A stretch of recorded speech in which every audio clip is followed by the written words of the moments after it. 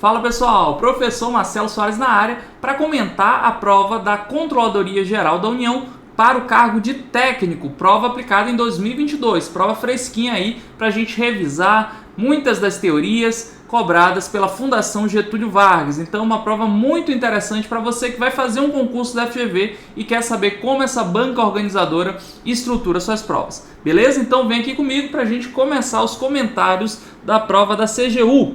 Primeira questão, ela diz assim: observe parte do organograma de um órgão público de controle a seguir.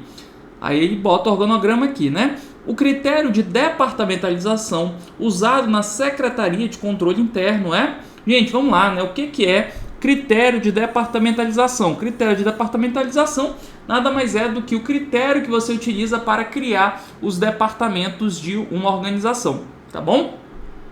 Nesse caso, o que aconteceu aqui? É um órgão de controle interno e ele colocou os departamentos como diretoria de auditoria de governança. Então aqui a gente tem a diretoria de auditoria em governança, nós temos a diretoria de auditoria em estatais, diretoria de auditoria de políticas de infraestrutura, auditoria em políticas sociais, auditoria em políticas econômicas e auditoria de previdência e benefícios. Então, qual é o critério que ele está utilizando para criar os departamentos? É o critério de serviços ou de produtos, né? Então, esse departamentozinho aqui, ele vai gerar um produto, um serviço. Auditoria em estatais, esse departamentozinho aqui, ele vai gerar outro serviço. Auditoria de políticas de infraestrutura, esse departamento vai gerar outro serviço, né? Auditoria de políticas sociais. Então, o critério de departamentalização utilizado foi o por serviços, né? Então, gabarito da questão, alternativa B de bola. Não é o critério funcional. No critério funcional, a gente está utilizando como referência a função, né? Aí você tem departamentos de finanças, de marketing, por exemplo, né? De pessoal. Esse é o critério de departamentalização funcional. Quando eu utilizo como critério de departamentalização cliente, eu vou ter o quê? Eu vou ter cliente pessoa física, por exemplo. Eu vou ter cliente pessoa jurídica. Então, os departamentos, né, seguem a lógica de clientes. Acontece, por exemplo, em bancos, né? Departamentalização por cliente. Departamentalização por processo. Aí você vai colocar cada departamento responsável por uma etapa do processo. Aí você vai ter, por exemplo, departamentos responsáveis pela pintura, um departamento responsável pelo acabamento, imaginando uma indústria, né? Responsável pela montagem. Então, cada departamento é responsável por uma etapa do processo. E no critério territorial, a gente vai utilizar o território, a base geográfica para criar os departamentos. Então, a gente vai ter departamentos como região norte, região sul, utilizando então a base geográfica para agrupar. Pois bem, então o gabarito da questão, a alternativa B de bola, que eu botei A, é B de bola, tá bom? Por serviços. Vamos para a próxima questão. Ela diz assim: Frederico é coordenador de tecnologia da informação, TIC, em um importante órgão da administração pública federal. Recentemente, ele participou de uma das mais importantes conferências sobre inovações tecnológicas voltadas para o setor público. Sua participação tinha como objetivo buscar informações sobre novas tecnologias e analisar iniciativas de TIC de outros órgãos, a fim de comparar com as práticas internas do órgão que trabalha, né? Ao participar da referida conferência, Frederico desempenhou o seguinte papel do administrador. Gente, papel do administrador. Nós sabemos que, segundo aí Mitzenberg, que é um autor bastante prestigiado, nós temos 10 papéis do administrador. 10 papéis do administrador. Quando o administrador atua coletando informações, né, vendo o que está no mercado, né, pegando referências, né, que foi exatamente isso que o Frederico fez, né, porque você observa aqui, o que o Frederico fez? Ele participou de uma das mais importantes conferências sobre inovações tecnológicas. Então ele foi o quê? Coletar informações, ele foi acompanhar aquilo que está acontecendo no mercado. No exercício dessas atividades, o administrador atua como monitor. Então, o gabarito da questão aqui, a alternativa A. Não é elemento de ligação. O que acontece quando o administrador atua como elemento de administração? Ele vai juntar pessoas que às vezes estão trabalhando em outros setores, né? Bota junto dentro de um projeto. Então ele faz a conexão entre pessoas que trabalham em setores diferentes. Não está atuando na condição de porta-voz. O que caracteriza esse papel de porta-voz? É quando o administrador pega as informações que estão dentro da organização e joga para fora da organização. É isso que caracteriza porta-voz. Empreendedor quando ele está criando um novo produto, um novo serviço, né? Está inovando de alguma forma. Não é sobre isso também. Símbolo também não é símbolo, porque símbolo é quando ele está representando a organização. Ele está, na verdade, o Frederico, o quê? Coletando informações, então ele está atuando no papel de monitor, perfeito? E aí aquele nosso esqueminha matador para você lembrar dos papéis do administrador, ó, monitor, quando coleta informações.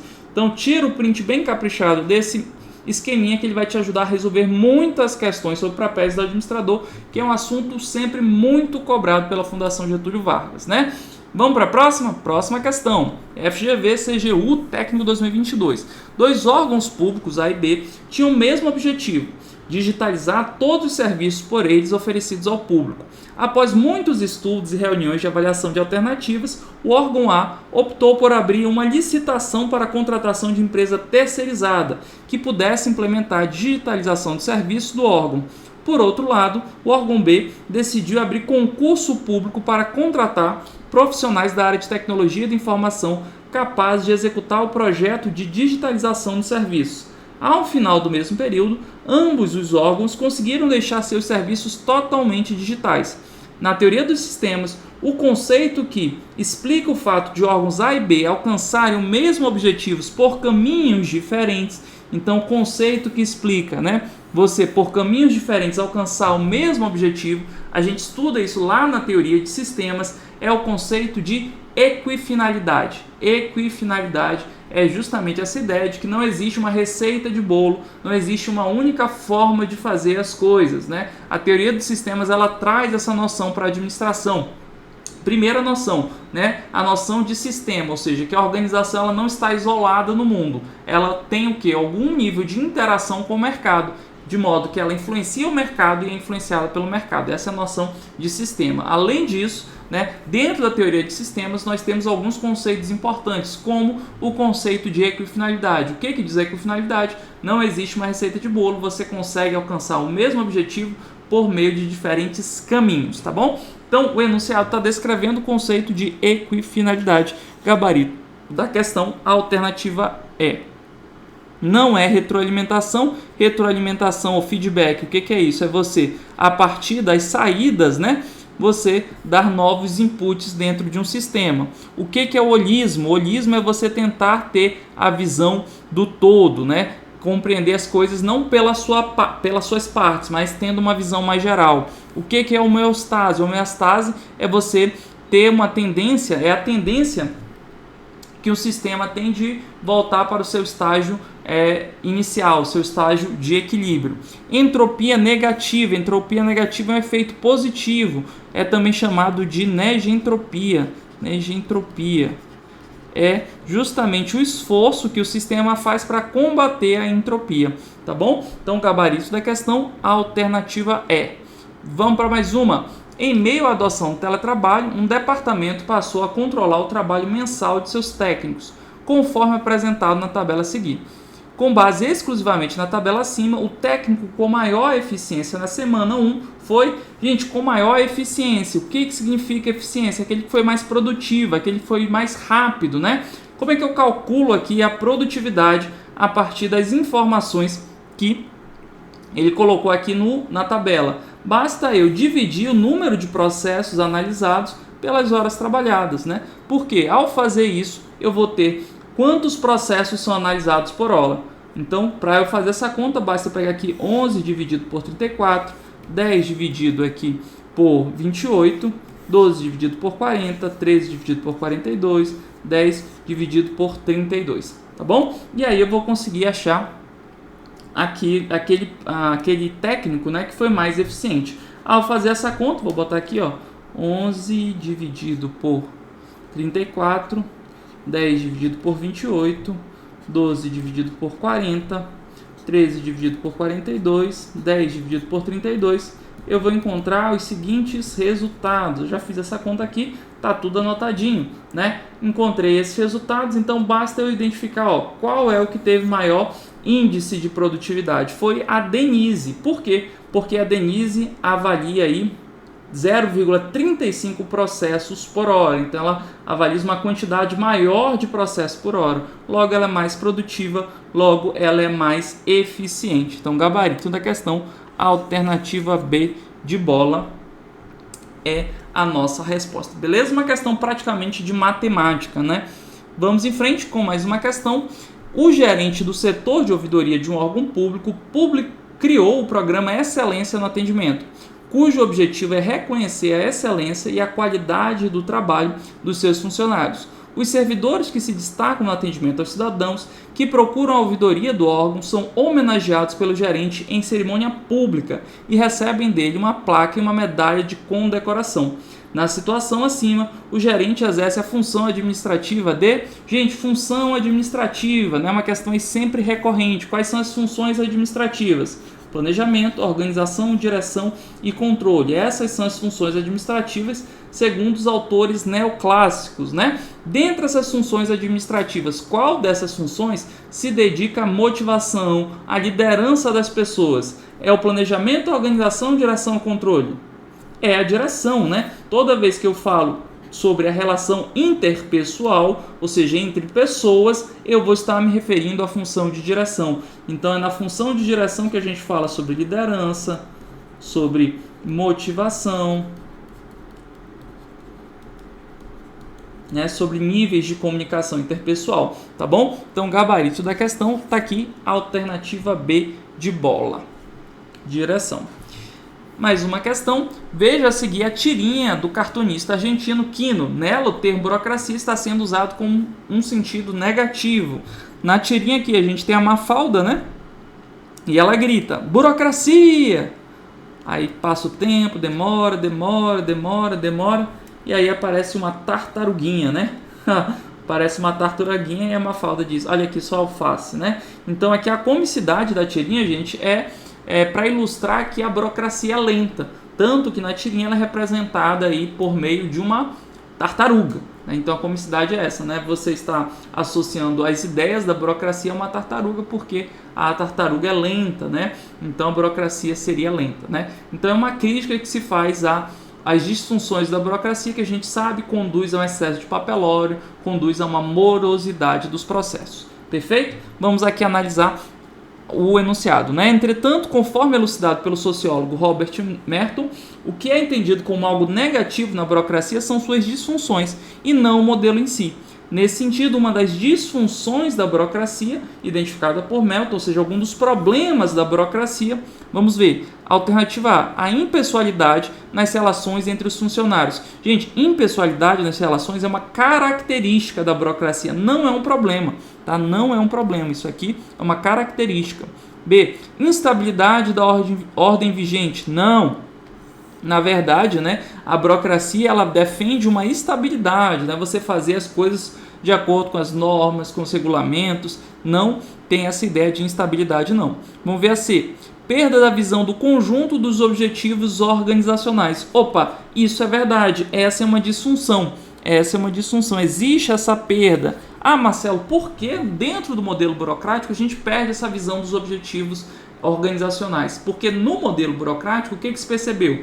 Né? Qual foi o problema do modelo burocrático? Foi que os empregados, eles passavam a buscar o quê? Seguir as normas e regulamentos e muitas vezes esqueciam os grandes objetivos. Para que existiam aquelas normas? Para que existiam aqueles regulamentos? Né? Isso aconteceu principalmente no setor público, né? Até hoje existem muitas críticas no setor público, que o setor público ele é muito autorreferido, ele olha muito para si, esquece de entregar os serviços para o cidadão, que é o que de fato importa. Então, uma das principais críticas, né, ao modelo burocrático é justamente que ele é autorreferido, ou seja, ele olha muito para si, ele volta-se muito para processos, normas e regulamentos e esquece que o importante mesmo são os resultados, as entregas para os clientes e para a sociedade. Então, uma crítica que se faz é justamente a descrita na alternativa C, perda da visão do conjunto dos objetivos. Por que isso acontece? Porque a gente está preocupado em seguir procedimentos e acaba esquecendo os objetivos, né?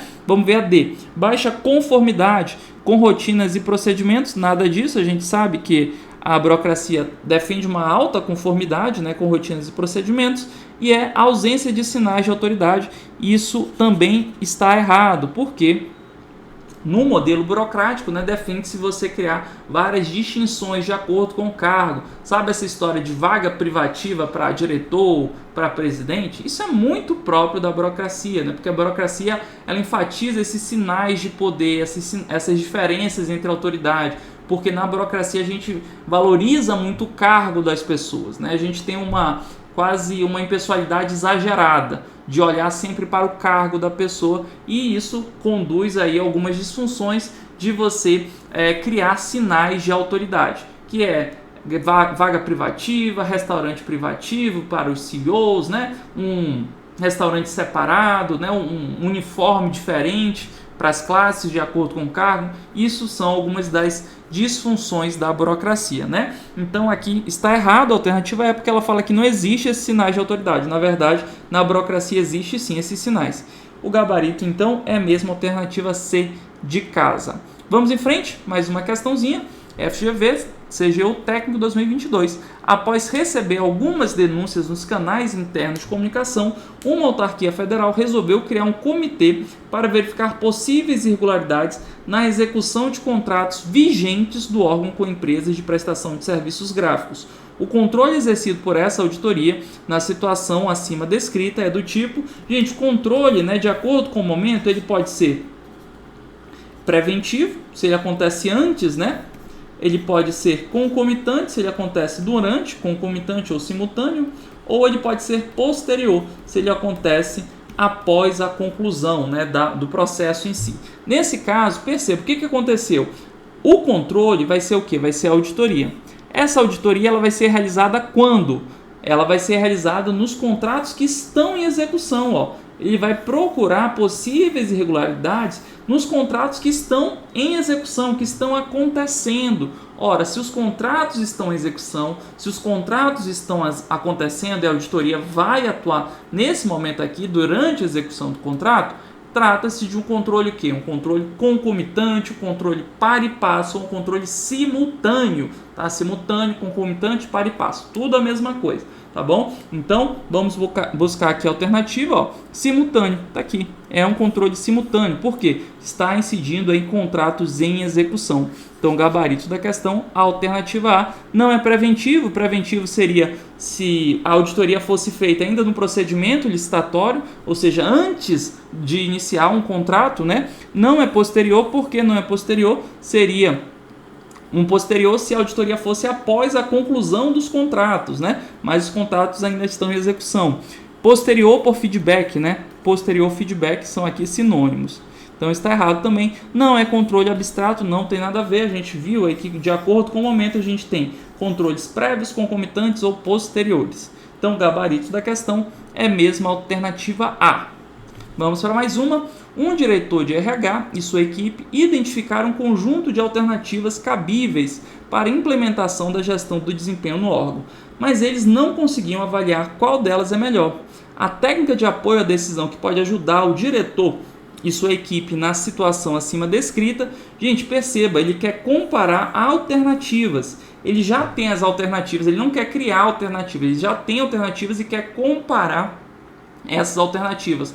Nesse caso, a ferramenta mais adequada é a chamada matriz de resultados. A matriz de resultados nada mais é do que você listar as alternativas, definir critérios, né? E aí, a partir desses critérios, você avaliar cada uma das alternativas. Ah, essa alternativa, de acordo com esse critério, ela é melhor. Ah, de acordo com esse outro critério, ela é melhor, né? Essa aqui gera mais retorno financeiro. Ah, essa outra aqui tem um prazo melhor. Então, você define ali critérios e vai analisando cada uma das alternativas. Isso é feito dentro da matriz de resultados, ó. Tá aqui, matriz de resultados. Não é brainstorm. O que é o brainstorm? O brainstorm é uma ferramenta, né, útil para a criação de alternativas. Criação de alternativas e não comparação de alternativas, né? O que é o brainstorm? A tempestade de ideias, né? É você sentar ali todo mundo e estimular que as pessoas comecem a apresentar ideias sem qualquer tipo de julgamento inicial. Então você espera que as pessoas deem ideias e aí depois você vai avaliar a pertinência de cada ideia. Mas no momento inicial você vai ali estimulando que as pessoas apresentem mais e mais ideias. Tá bom? Não é o caso, ele quer comparar alternativas, então é a matriz de resultado. Não é conflito criativo, não é sobre isso que o enunciado está tratando. Não é benchmark, benchmark é a comparação sistemática de um processo com as melhores práticas do mercado. Então, quando a gente fala em benchmark, eu vou olhar aqui, por exemplo, como é feito o processo na minha empresa, e aí eu vou olhar como é que outras empresas, outras referências, né? Quais são as boas práticas do mercado, e aí a partir da experiência que eu vejo ali no mercado, eu tento incorporar e melhorar meus processos. Então, benchmark é isso, essa comparação sistemática dos seus processos com as melhores práticas do mercado. Não é sobre isso que o enunciado está tratando, tampouco é sobre inteligência, né? Não tem nada a ver, ele quer uma ferramenta aí de comparação de alternativas, gabarito é mesmo alternativa A. Vamos em frente, mais uma questão. No documento que formaliza o planejamento de uma entidade governamental para os próximos 10 anos, planejamento aí de longo prazo, né? Consta o seguinte objetivo: fortalecer a difusão do conhecimento, produzindo na instituição ao público interno e externo por meio de ações voltadas ao ensino e pesquisa. Quanto ao nível hierárquico, trata-se de um objetivo, gente, nível hierárquico, nós temos 3 níveis: o nível estratégico, né? O nível tático e o nível operacional. Perfeito? Qual é dos níveis hierárquicos aquele que está associado ao longo prazo, né? A definição aqui, ó, da missão da organização, fortalecer a difusão do conhecimento, é o nível estratégico, né? Falou em longo prazo, já pensa em nível estratégico. Então tá aqui, ó, nível estratégico. Gabarito, alternativa C de casa.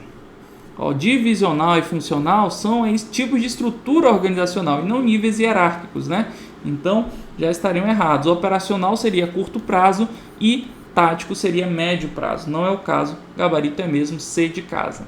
Vamos para mais uma.